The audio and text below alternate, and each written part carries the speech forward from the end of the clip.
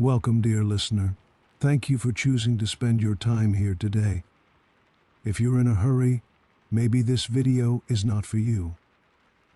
This is where we combine curiosity with wonder and wind down as we drift to sleep learning something new. More like an audiobook, if you will. Close your eyes and imagine a perfectly still pond at twilight. The water reflects nothing but emptiness, yet in that emptiness lies infinite possibility. Tonight we embark on a journey through one of humanity's most profound discoveries, a symbol so simple yet so revolutionary that it changed the very way we understand existence itself. This is the story of zero. Not just a number, but a window into the soul of mathematics, philosophy, and human curiosity. Picture, if you will, a small circle, innocent and unassuming. Yet within this simple shape lies the power to unlock infinity, to bridge the gap between something and nothing, between the finite and the eternal. Our tale begins not with grand equations or complex theories, but with ordinary people facing extraordinary questions. Imagine a merchant in ancient Babylon, staring at clay tablets filled with numbers, struggling to understand what happens when nothing needs to be something. Picture a philosopher in ancient India, sitting beneath a Bodhi tree, contemplating the nature of emptiness itself. Envision a young mathematician in medieval Baghdad, discovering that this strange symbol could unlock secrets hidden for centuries. There's something almost magical about zero, isn't there? It represents nothing, yet without it, we would have no computers, no smartphones, no way to navigate to the stars. It is the pause between heartbeats, the silence between notes that makes music possible. In many ways, zero is like a secret doorway. Step through it, and you find yourself in a universe where the impossible becomes possible. Tonight, as the world grows quiet around you, we'll follow this doorway through time and across cultures. We'll meet the dreamers and the skeptics, the merchants and the mystics who each played a part in Zero's extraordinary journey. We'll discover how something that represents nothing became the foundation of everything we know about numbers, technology, and even reality itself. But perhaps most wonderfully, we'll explore how zero reflects something deeply human, our endless capacity to find meaning in emptiness, to create something from nothing, to imagine beyond the boundaries of what seems possible. For in zero, we find not just a mathematical concept, but a mirror of our own infinite potential. So settle in. Let your mind wander like a gentle river flowing toward the sea. Our first stop takes us to the bustling marketplaces of ancient Mesopotamia, where the very first whispers of nothing were about to change everything. Can you hear the merchants calling out their wares? Can you smell the spices and feel the warm desert wind? Our story is about to begin, in a place where the very concept of nothing was about to become something extraordinary. But what drives a human being to seek meaning in emptiness? What calls us to find patterns in the void? Perhaps it's the same impulse that makes us look up at the stars on a clear night and wonder about infinity. As we journey together through these tales, you might find yourself asking, what would you do if you discovered something that could change the world, yet nobody believed it existed? Picture the sun setting over ancient Babylon, casting long shadows across a bustling marketplace. The year is around 300 BCE, and the air is filled with the sounds of commerce, donkeys braying, merchants haggling, clay tablets clinking as accounts are settled. Here, among the stalls selling precious stones and exotic spices, a peculiar problem is about to give birth to one of humanity's greatest innovations. Meet Nabu Rimani, a grain merchant whose calloused hands have grown skilled at moving counting stones across wooden boards. Like all Babylonian merchants, he keeps his records on clay tablets, using their sophisticated base 60 number system.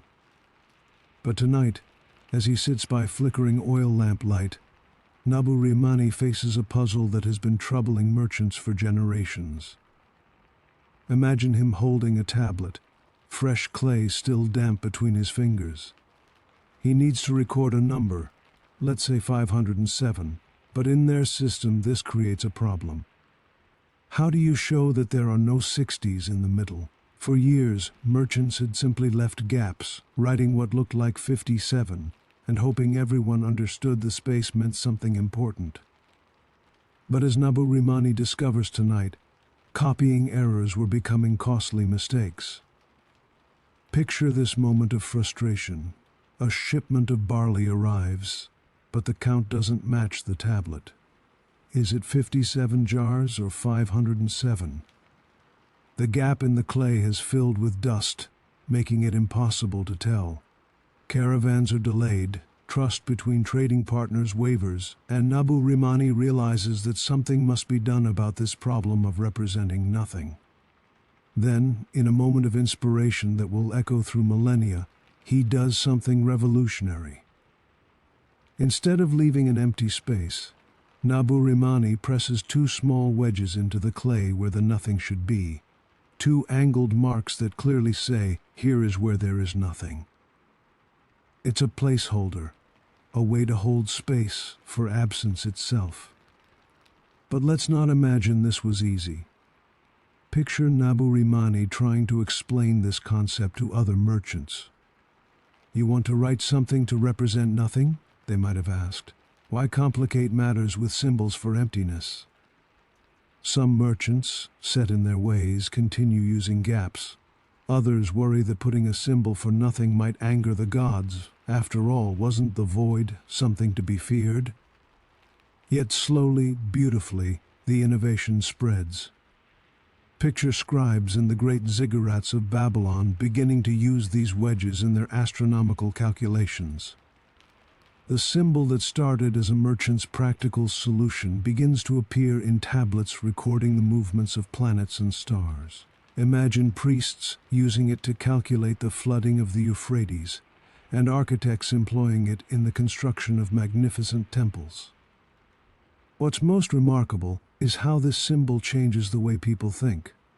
Before these wedges, numbers were simply tools for counting real things: sheep, jars of grain, days until harvest. But now, for the first time, humans have created a symbol that represents the absence of something. They've made nothing into something. As months pass, picture young scribes learning this new system. A teacher holds up a tablet and points to those two angled wedges. "This," she says, "represents what is not there." Can you imagine the wonder in a child's eyes, grasping for the first time that absence itself can have a name, a symbol, a place in the order of things? But the Babylonian placeholder, revolutionary as it was, remained just that, a placeholder. It held space for nothing, but it wasn't yet treated as a number in its own right. You couldn't add it, subtract it, or multiply it. It was more like punctuation than mathematics, more like a pause than a note in the symphony of numbers. Still, as the stars wheel overhead and our merchant Nabu Rimani finally sets down his stylus, something profound has happened. Humanity has taken its first step toward embracing the void, toward finding meaning in emptiness. The two wedges pressed into clay represent more than mathematical convenience. They represent a shift in consciousness, a willingness to see significance in what isn't there. As we leave ancient Babylon behind, carried by the warm desert winds toward our next destination, consider this, sometimes the most profound discoveries come not from adding something new to the world, but from learning to see the spaces between what already exists. What gaps in your own life might be waiting for someone brave enough to give them meaning? The monsoon rains have just ended, and morning mist rises from the sacred Ganges as we find ourselves in ancient India, around the 5th century CE. Here, in the gardens of a great university, something beautiful is about to bloom. Not a flower, but an idea that will transform human understanding forever. Meet Aryabhata, a young scholar whose eyes hold the curiosity of someone who sees patterns where others see only chaos.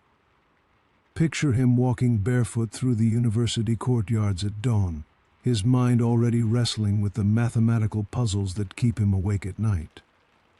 Unlike the merchants of Babylon who saw zero as merely useful, Aryabhata is beginning to glimpse something far more profound, the philosophical beauty of nothingness itself. In these quiet morning hours, as peacocks call from the gardens and the first prayers drift from nearby temples, Aryabhata contemplates a concept that his culture has long held sacred, shunyata, or emptiness. But this isn't the emptiness of despair or absence.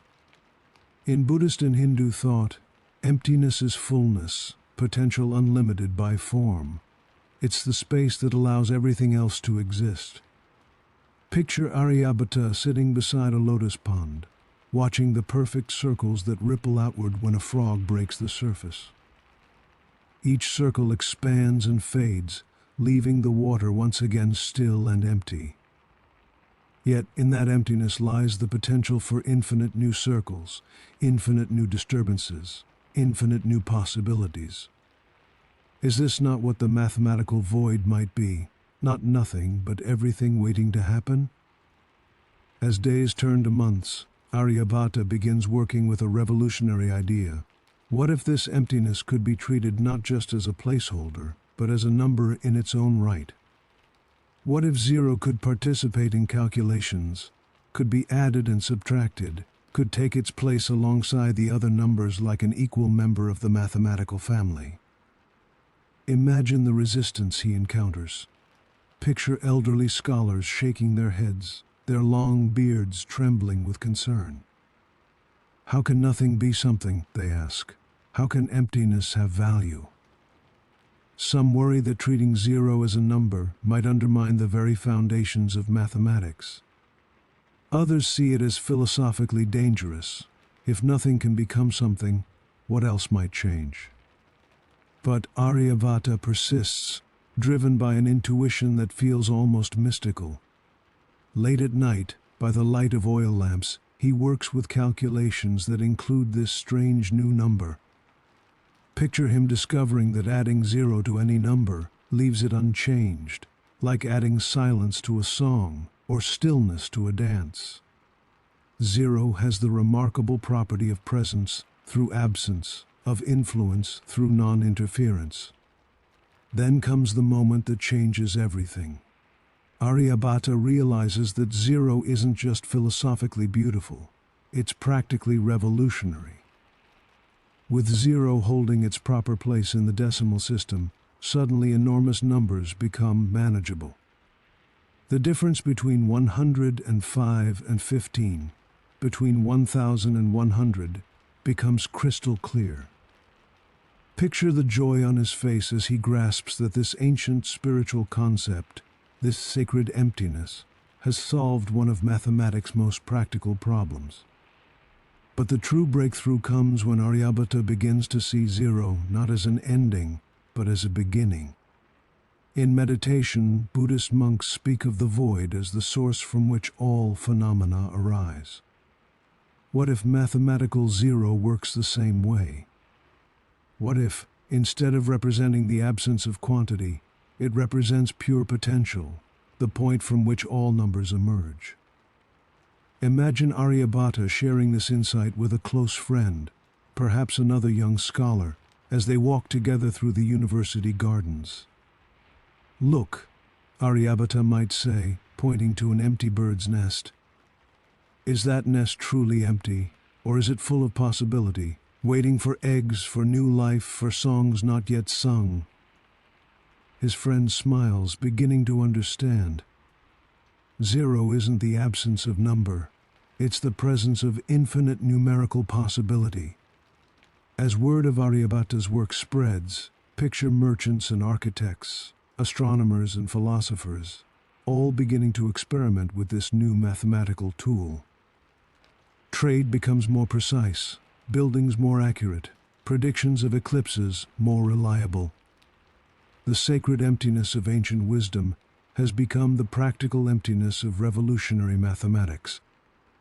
Yet perhaps the most beautiful moment comes one evening as Aryabhata watches the sun set over the Ganges. The river flows constantly, yet appears unchanging. It empties into the sea, yet remains eternally full. In that paradox, he sees the nature of zero, something that represents nothing yet makes everything possible. As we prepare to leave these peaceful gardens and continue our journey, imagine Aryabhata taking one last look at his work. He has given humanity more than a new number. He has shown us that emptiness and fullness are not opposites, but partners in the dance of existence. Sometimes the most important discoveries come not from filling spaces, but from learning to cherish the spaces themselves. What emptiness in your own life might be waiting to reveal its hidden fullness? The desert wind whispers across the sandstone walls of Ujjain as we meet one of history's most remarkable mathematical minds. The year is 628 CE, and Brahmagupta, head of the astronomical observatory, stands on his rooftop terrace, watching the stars wheel overhead in their eternal patterns. In his hands he holds something that will change the world, not a precious gem or golden artifact, but a set of clay tablets covered with symbols that most people would consider meaningless marks. But Brahmagupta sees what others cannot. Where they see confusing scratches, he sees the architecture of the universe itself. Tonight, by the light of oil lamps and the gentle glow of stars, he is about to give zero its voice, to create the very first comprehensive rules for how nothing should behave in the world of mathematics. Picture this brilliant man, perhaps 40 years old, with ink-stained fingers and eyes that hold both intense concentration and childlike wonder. He has spent years studying the work of Aryabhata and other pioneers, but now he faces a challenge that none of them fully solved. If zero is truly a number, then it must follow rules. It must have a personality, a character, a way of interacting with all the other numbers in the mathematical community. Imagine Brahmagupta beginning with the simplest question: what happens when you add zero to another number? He works through examples, writing carefully on his tablets. 3 plus 0 equals 3.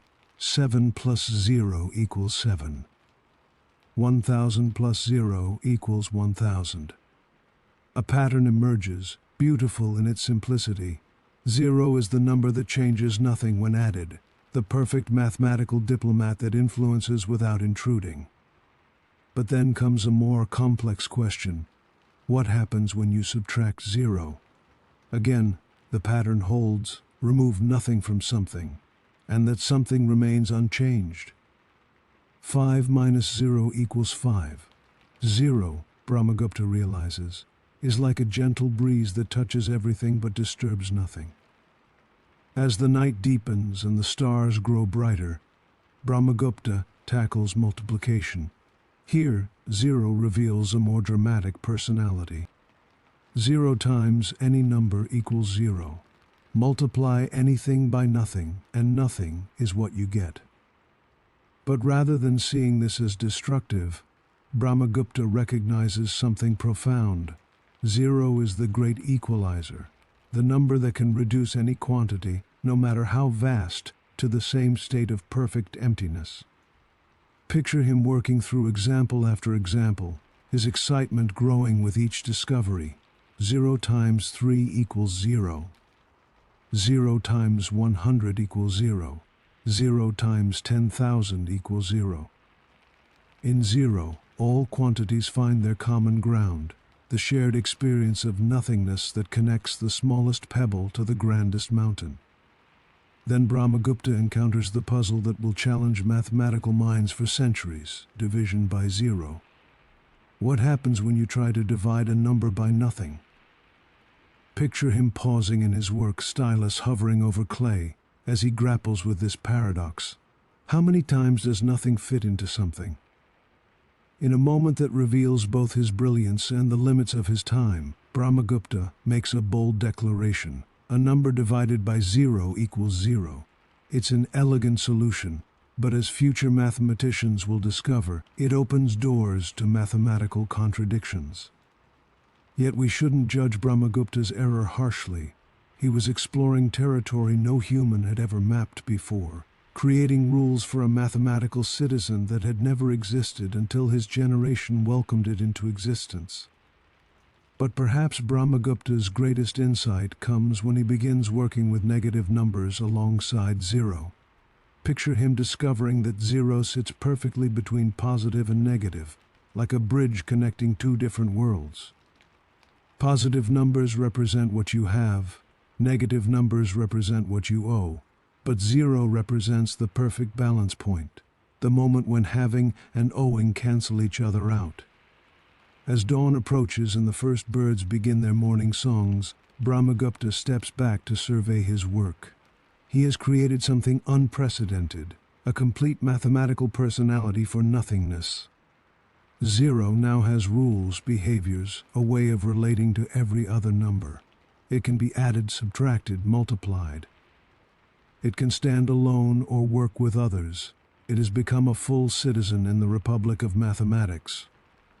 But more than that, Brahmagupta has given humanity a new way of thinking about balance, about the relationship between something and nothing, about the point where opposites meet and find common ground. His zero is not the void of absence, but the zero of equilibrium, the still point around which all other numbers dance. Picture Brahmagupta carefully storing his tablets as the sun rises over Ujjain. He knows he has created something important, but perhaps even he cannot imagine how far his work will travel. These rules for zero will journey from India to the Islamic world, from Baghdad to Spain, from Europe to every corner of the globe. They will make possible everything from banking to space exploration, from the simplest arithmetic to the most complex computer programs. As we prepare to follow zero on the next stage of its journey, imagine Brahmagupta taking one last look at the sunrise. In the growing light, shadows shrink and disappear, but they don't vanish into meaninglessness. Like zero itself, they retreat into potential, waiting for the proper moment to emerge again and give definition to the world around them. What shadows in your own life might be waiting for the right light to reveal their hidden purpose? Picture the great city of Baghdad in the 9th century, where the golden dome of the House of Wisdom catches the first rays of dawn. The streets below hum with the voices of 100 languages: Arabic and Persian, Greek and Sanskrit, Hebrew and Syriac. This is the crossroads of the world, where knowledge flows like the Tigris and Euphrates rivers that embrace the city, and where a young Persian mathematician named Muhammad al-Khwarizmi is about to encounter an idea that will reshape his understanding of numbers forever. Imagine al-Khwarizmi walking through the marble corridors of the House of Wisdom, past rooms where scholars translate ancient Greek texts, past gardens where philosophers debate under orange trees heavy with fruit. In his hands he carries a manuscript that has just arrived from India, pages filled with Sanskrit symbols that describe something almost unbelievable, a mathematical system where nothing itself has been given a name, a symbol, a place in calculations. Picture his wonder as he first encounters the Indian zero. Unlike the Babylonian placeholder or even Aryabhata's innovation, this zero comes with Brahmagupta's complete rules, a full mathematical personality for emptiness itself. Al-Khwarizmi, trained in the Arabic numerical tradition, recognizes immediately that he is looking at something revolutionary. But can he make it work in his own mathematical world? As days turn to weeks, imagine Al-Khwarizmi in his study, oil lamps burning late into the night as he experiments with this strange new number. He calls it sifr, the Arabic word for empty or vacant, and begins incorporating it into his calculations. But Al-Khwarizmi is not content merely to copy. He is determined to understand, to push the boundaries of what zero can do. Picture the moment when Al-Khwarizmi makes his greatest discovery about zero. He is working on a problem involving negative numbers, quantities less than nothing, debts greater than assets, when he realizes that zero is the perfect bridge between positive and negative realms. It's not just a number, it's a doorway, a place of transformation where mathematical opposites meet and find balance. This insight leads Al-Khwarizmi to a profound realization. Zero is not just useful for arithmetic, but essential for algebra, the new mathematical art he is developing. Picture him working with equations, manipulating symbols that represent unknown quantities. Without zero, many equations become impossible to solve. With zero, suddenly problems that seemed hopelessly complex become elegant and manageable. Imagine Al-Khwarizmi sharing his excitement with fellow scholars in the House of Wisdom. In the great library, surrounded by thousands of manuscripts from across the known world, he demonstrates how zero makes calculation faster, more accurate, more beautiful. A colleague watches in amazement as Al-Khwarizmi solves in minutes problems that would have taken hours using older methods. But Al-Khwarizmi faces the same challenge that has confronted every zero pioneer, convincing others that nothing can be something. Picture him presenting his ideas to the caliph's court, trying to explain to skeptical officials why they should care about a symbol for emptiness. Some courtiers laugh. Why complicate simple counting with abstract symbols? Others worry. If nothing can become something in mathematics, what other certainties might prove illusory? Yet Al-Khwarizmi persists, driven by both intellectual passion and practical necessity. The Islamic world is expanding rapidly, and with expansion comes the need for more sophisticated mathematics. Picture merchants calculating profits from trade routes stretching from Spain to China, astronomers predicting eclipses for cities thousands of miles apart, architects designing mosques that seem to touch the very heavens. All of them need the precision that only zero can provide. As Al-Khwarizmi's work spreads throughout the Islamic world, imagine the impact on scholarship and daily life. In Cordoba, mathematicians use zero to improve their calculations of inheritance law, ensuring that wealth is distributed fairly according to Islamic principles. In Cairo, astronomers employ it to create more accurate star charts for navigation. In Samarkand, architects use it to design buildings of unprecedented complexity and beauty.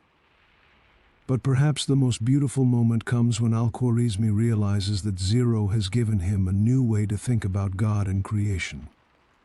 In Islamic theology, God creates from nothing, brings something from emptiness through divine will. Is zero not similar, a symbol of the void from which all numbers emerge? In embracing mathematical nothingness, Al-Khwarizmi finds not emptiness, but a deeper understanding of the creative power that underlies all existence. Picture Al-Khwarizmi in his final years, watching students work problems that would have been impossible without zero. Young scholars from across the known world come to Baghdad to learn the new mathematics, carrying zero's secrets back to their homelands like precious seeds.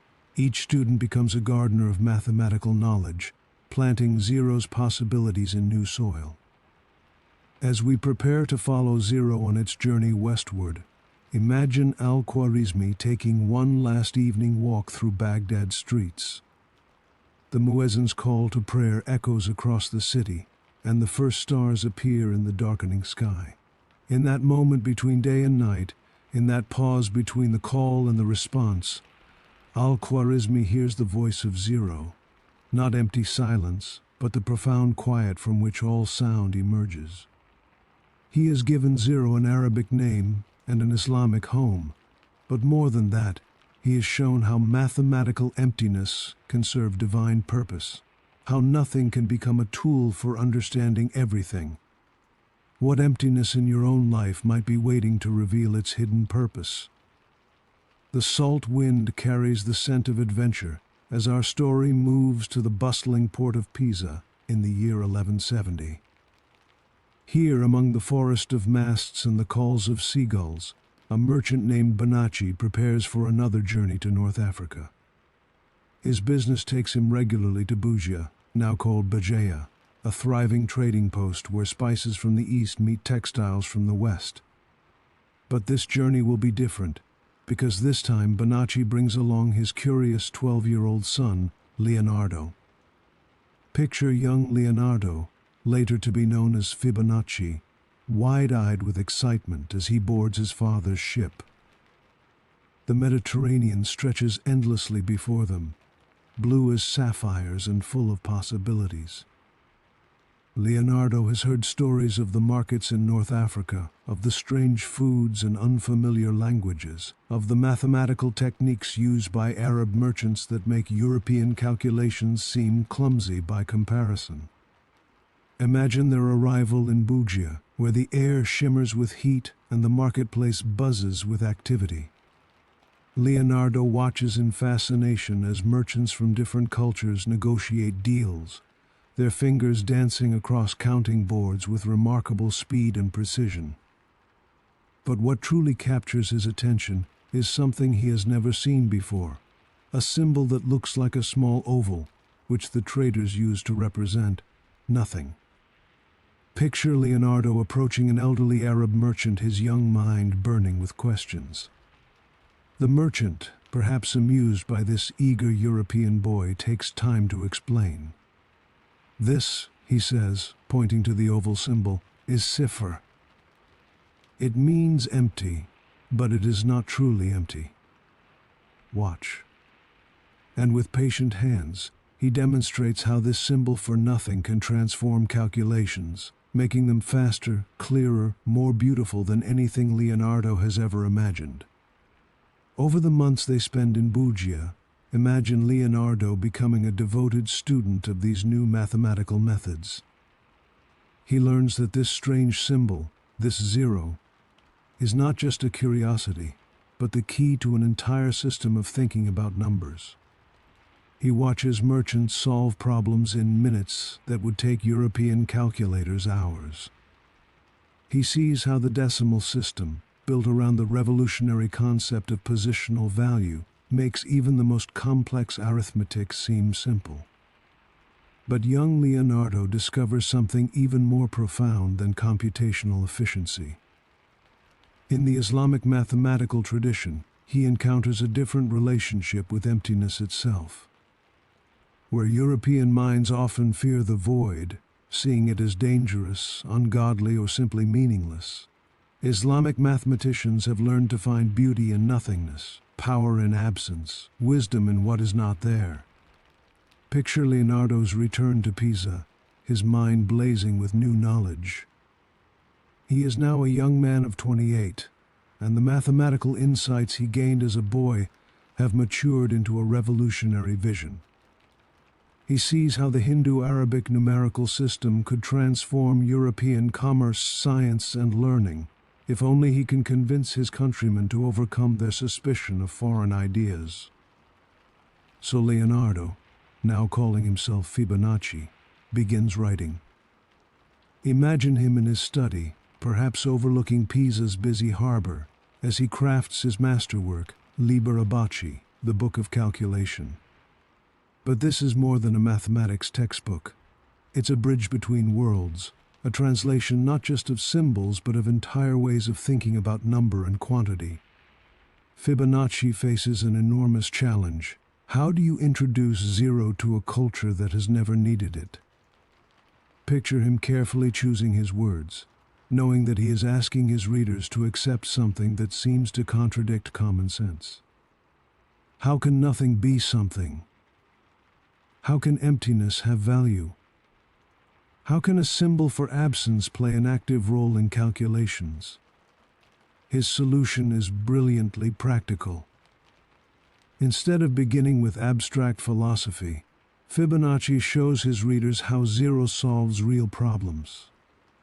Picture merchants struggling with Roman numerals, trying to multiply xi by ccxi, a calculation that requires considerable skill and time. Then imagine their amazement as Fibonacci demonstrates the same problem using Hindu-Arabic numerals, 42x 214. With 0 holding the proper places, the calculation becomes almost effortless. But Fibonacci knows that practical benefits alone won't overcome cultural resistance. Picture him encountering skeptical priests who worry that a symbol for nothingness might challenge religious doctrine. After all, didn't God create the world from nothing? If nothing can become something in mathematics, what does that say about the nature of divine creation? Some of Fibonacci's contemporaries go even further in their suspicion. Imagine merchants in other Italian cities actually banning the use of Arabic numerals, fearful that these foreign symbols might be tools of deception or even diabolic influence. In Florence, bankers are forbidden to use 0 in their ledgers. In some universities, students caught using Arabic numerals face punishment. Yet slowly, beautifully, 0 begins to win converts. Picture young merchants discovering that they can calculate profits more accurately, architects realizing they can design more precise buildings, astronomers finding they can predict celestial events with unprecedented accuracy. Each success story becomes an argument for 0's acceptance. Each convert becomes a missionary for mathematical revolution. Fibonacci himself becomes a celebrity of sorts, invited to demonstrate his mathematical methods at the court of the Holy Roman Emperor. Picture him standing before Frederick II and his learned advisors, solving complex problems with elegant ease. The emperor, himself a lover of knowledge and intellectual challenge, recognizes that he is witnessing something historically significant, the moment when European mathematics begins its transformation from medieval limitation to Renaissance possibility. As we prepare to follow 0 into its European future, imagine Fibonacci in his later years, watching ships depart from Pisa's harbor. Some carry merchants who now use his mathematical methods. Others bear scholars who spread 0's influence to distant universities. He has given Europe more than a new number. He has opened a door to a new way of thinking, a willingness to find meaning in emptiness and value, in what initially seems valueless. In that harbor breeze, as sails fill with wind and ships begin their journeys, Fibonacci hears the whisper of 0, not the silence of absence, but the quiet confidence of revolution. What ideas in your own life might be waiting for the courage to challenge the way things have always been done? Fast forward through the centuries, past Renaissance workshops and Enlightenment salons, past Industrial Revolution factories and early computer laboratories, until we arrive at a moment that would have seemed like pure magic to Fibonacci and his contemporaries. Picture a young engineer named Ada Lovelace in 1843, working by gaslight on notes for Charles Babbage's analytical engine, beginning to glimpse how numbers themselves might think. But our story truly accelerates in the 20th century, in places like Bell Laboratories and university computing centers, where brilliant minds are discovering that 0's ancient power can be harnessed in ways no previous civilization ever imagined. They're learning that the ultimate expression of 0's potential lies not in complex calculations, but in the simplest possible choice, yes or no, on or off, something or nothing. Picture a computer scientist in the 1940s, surrounded by room-sized machines filled with glowing vacuum tubes, suddenly realizing that all computation, every calculation, every logical decision, every piece of stored information, can be reduced to a conversation between two ancient friends, 1 and 0. In this binary dance, 0 finds its most profound purpose yet. Imagine the elegance of this discovery. Every letter you've ever typed, every photograph you've ever taken, every song you've ever heard on a digital device, all of it exists as patterns of 1s and 0s, of something and nothing, of presence and absence. 0, the symbol that once frightened medieval merchants, has become the foundation of the digital age. But let's step back and picture how this magic actually works. Imagine a simple light switch, on or off, nothing more complex than that. Now imagine millions of such switches, changing states millions of times per second, and you begin to grasp the binary reality that surrounds us. Each switch can be in one of two states, one on or zero off. Each state represents a choice, a piece of information, a fragment of meaning. Picture the letter A on your computer screen. To you, it's simply a familiar shape, the first letter of the alphabet. But to your computer, A is the binary number 0, 1 million and 1, a specific pattern of 7 zeros and 1 1, of 7 absences and 1 presence. In that pattern, 0 doesn't merely hold space, it actively participates in creating meaning. Now imagine the profound implications of this binary world. Every book ever digitized, every film ever streamed, every conversation ever had over the internet. All of it exists as vast symphonies of ones and zeros. Zero, which Brahmagupta first taught to play nicely with other numbers, has learned to dance with just one partner, and in that dance they create everything. But perhaps the most beautiful aspect of this binary revolution is how it mirrors zero's ancient philosophical meaning.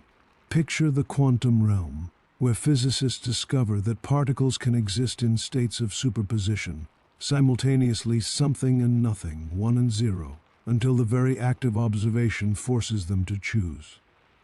At the deepest level of reality, it seems, the universe itself speaks the language of binary possibility. Imagine a physicist working with quantum computers, machines that harness the strange properties of quantum mechanics to perform calculations impossible for traditional computers. In these quantum systems, 0 and 1 don't just alternate, they exist simultaneously in ghostly superpositions, neither fully something nor fully nothing, until measurement collapses them into classical reality. This brings us to perhaps the most mind-bending application of zero in modern physics, the concept of the quantum vacuum. Picture what we once thought of as empty space, the void between stars, the nothingness between atoms. Modern physics reveals that this apparent emptiness is actually seething with activity, filled with virtual particles that pop into existence for infinitesimal moments before annihilating each other. Imagine the quantum vacuum as zero made manifest, not the absence of everything, but the presence of infinite potential. Every point in space, no matter how empty it appears, contains enough zero-point energy to power civilizations. Zero, the number that represents nothing, turns out to describe a field of infinite somethings. But let's return to the human scale, to the devices that connect us to this binary reality. Picture your smartphone, that miraculous device that fits in your pocket yet contains more computing power than filled entire buildings just decades ago. Every app you touch, every message you send, every photo you share exists because billions of ones and zeros are dancing together in perfect harmony. Think about the poetry of this moment. As you listen to these words, they exist in your device as patterns of binary digits. Sound waves have been converted to ones and zeros, transmitted perhaps around the world, then converted back to vibrations in the air. Zero has become the medium through which human consciousness touches human consciousness across any distance. Imagine the wonder that Aryabhata or Brahmagupta or Al-Khwarizmi might feel if they could see how their mathematical zero has evolved. They gave zero the rules to participate in calculations. We've given it the power to simulate reality itself. They made zero a citizen of mathematics. We've made it a citizen of existence. Picture a child today, learning to code, typing her first program. She doesn't think about the philosophical implications of zero, doesn't worry about medieval debates over nothingness. To her, zero is simply another tool in the kit of creation, as natural as breathing. She's writing instructions for machines that think in binary, creating digital worlds where 0 and 1 collaborate to build anything imagination can conceive. As we approach the end of our journey through zero's history, Imagine standing at the edge of an ocean of possibilities. Every grain of sand beneath your feet represents a different application of zero's power, some already discovered, others waiting for future generations to uncover. The symbol that began as two wedges in Babylonian clay has become the foundation of virtual reality, artificial intelligence, and technologies we haven't yet dreamed of. In the gentle rhythm of waves against the shore, in the space between one wave and the next, you can hear zero's eternal song, not the silence of emptiness, but the music of infinite potential. What new worlds might zero help you create? As our journey draws to its close, imagine standing on a hilltop at that magical moment when day meets night. The sky above you holds both the last light of sunset and the first stars of evening, and in that perfect balance between light and darkness, you find yourself contemplating the profound mystery we've been exploring together, how something that represents nothing became the foundation of everything. Think back to where we began, ancient merchants pressing wedges into clay, philosophers contemplating emptiness beneath Bodhi trees, mathematicians working by lamplight to give nothingness a voice. Each of these people was responding to the same fundamental human impulse, the need to find meaning in absence, to discover the hidden fullness within apparent emptiness. Picture the remarkable journey zero has taken, from Mesopotamian marketplaces to Indian gardens, from the House of Wisdom in Baghdad to the trading ports of medieval Italy, from Renaissance workshops to quantum laboratories. At each stop along the way, zero has revealed new aspects of its character, new ways of bridging the gap between something and nothing. But perhaps the most beautiful aspect of zero's story is how it mirrors the deepest patterns of existence itself. Consider the rhythm of your own breathing, the inhalation of something, the exhalation of nothing, and in between, that perfect pause where zero lives. Your heartbeat follows the same pattern, contraction, expansion, and that moment of stillness where everything begins again. Imagine zero as the universe's way of teaching us about renewal, about the necessity of emptiness in creating space for new growth. Think of winter, when trees stand bare against the sky, not dead, but dormant, gathering strength in apparent nothingness for spring's explosive return. Zero is the winter of mathematics, the fallow field of computation, the silence between notes that makes music possible. In our modern world, surrounded by the digital descendants of zero, we might forget how revolutionary this concept once was. Picture yourself trying to explain to Fibonacci why you carry in your pocket a device that can access the world's knowledge. Speak to people on the other side of the planet and capture moments in time as patterns of ones and zeros. The zero he introduced to Europe has become the foundation of miracles he could never have imagined. Yet in some ways, zero's deepest mysteries remain unsolved. Picture physicists still grappling with division by zero, mathematicians exploring infinite series that dance around zero's boundaries, philosophers questioning whether nothingness can truly exist or whether it's always just another form of something waiting to be recognized. As you contemplate zero's ongoing journey, imagine the questions it continues to raise. In the quantum realm, what does it mean to say that a particle's position is zero? In cosmology, what was there before the Big Bang? True nothingness or a different kind of zero filled with potential? In artificial intelligence, as machines learn to recognize patterns in zeros and ones, are they developing their own relationship with nothingness? Picture the children who will grow up in a world where zero's digital descendants are even more woven into reality than they are today. To them, the idea that zero was once feared or rejected will seem as strange as the idea that people once believed the earth was flat. They'll inhabit virtual worlds, speak to artificial intelligences, and manipulate realities that exist only as patterns of binary digits. But even as technology advances, Zero's most profound gift remains unchanged. It teaches us that emptiness and fullness are not opposites, but partners, that absence can be as meaningful as presence, that sometimes the most important thing you can do is nothing at all. Think about the moments in your own life when Zero's wisdom has applied. The pause before making a difficult decision. The silence after an argument that allows understanding to emerge. The empty canvas before the first brushstroke, pregnant with infinite possibilities. The meditation cushion where, in seeking nothing, we often find everything we need. Picture Zero as humanity's greatest act of philosophical courage, the willingness to give meaning to meaninglessness, to find value in absence, to treat nothing as something worthy of respect and study.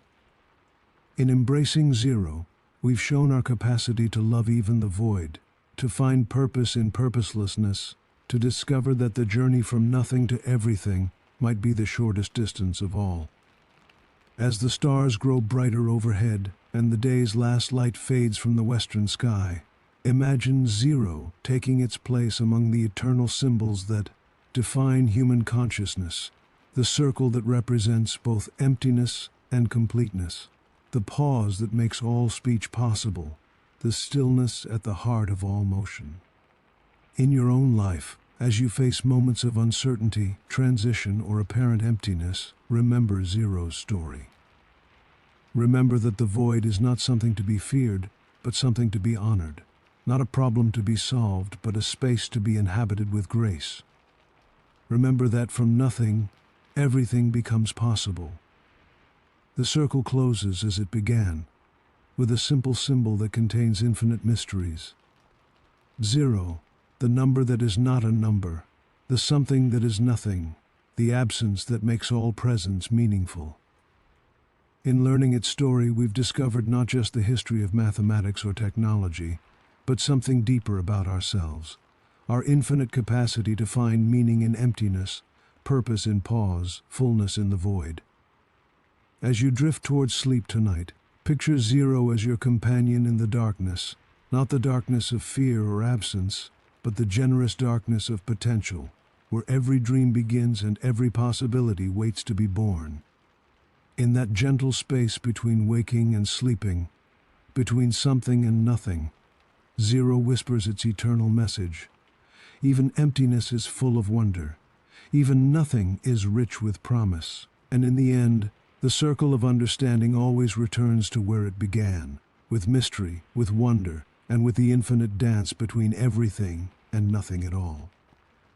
Rest now, and dream of circles that contain worlds, of emptiness that holds infinite possibility, of the beautiful Zero that made everything else possible.